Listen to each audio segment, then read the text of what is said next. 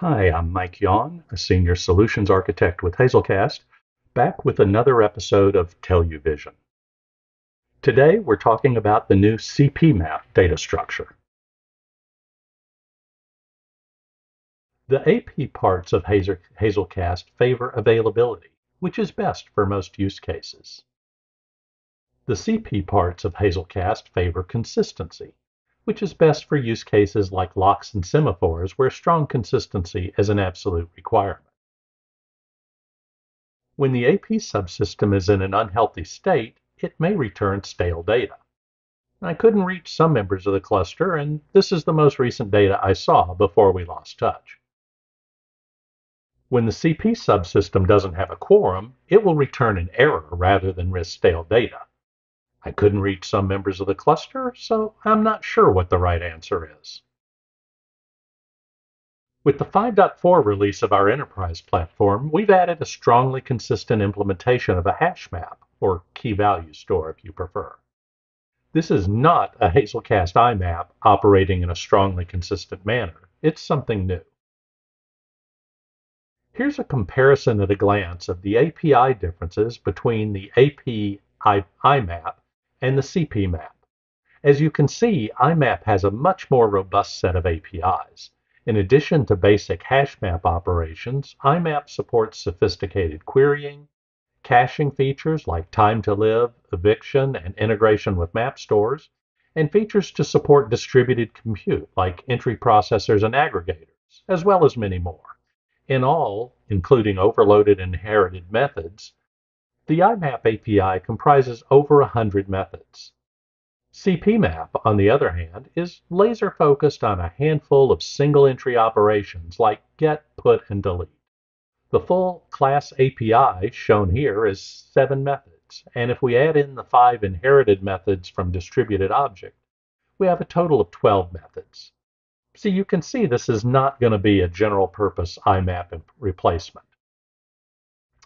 But wait, there's less. CP maps can't be offloaded to high-density memory. They will be kept on the Java heap. CP maps also can't be spilled into tiered storage. Again, it's on heap only. They have a limited capacity. By default, it's 100 megabytes with a maximum of 2 gigabytes. And CPMap is not a partition structure. Now, if you recall how partition threads give us concurrency, then it follows that concurrent or parallel operations will not happen on a CPMap.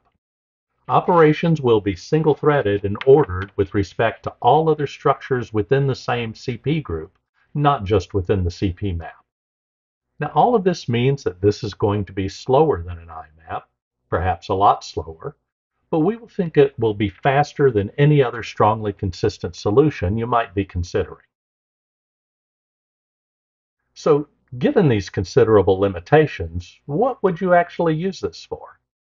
While it doesn't replace an IMap, it can replace some use cases of our atomic reference CP structure. And because operations are linearized across the entire CP map, and not just entries in a partition as an IMap does, it's better suited for use cases where you're updating multiple entries and need to ensure that all updates will be applied. The classic example being moving funds from one bank account to another. And that leads me to a final point, more of a tease, really. We have for some time offered a transactional IMap, which offers transactional semantics over an IMap data structure. And you may have seen that we're deprecating this functionality in the 7.0 release, which is still quite a ways out. But you can see that this strongly consistent map would be a better foundation on which to build some sort of map with transactional properties. It's not there today. But if this is something that you have a need for, I'd encourage you to talk to your friendly neighborhood solutions architect so we can collect information about your use case. So let's recap the important cluster facts from today's episode. CPMap is a brand new data structure in the enterprise product that was introduced in Platform Release 5.4.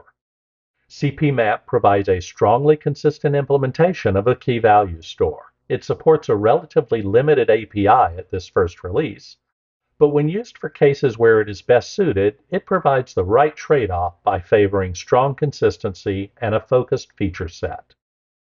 When eventual consistency can be tolerated, an IMap will continue to be your best option. But when strong consistency is demanded, CPMap will be the solution you need.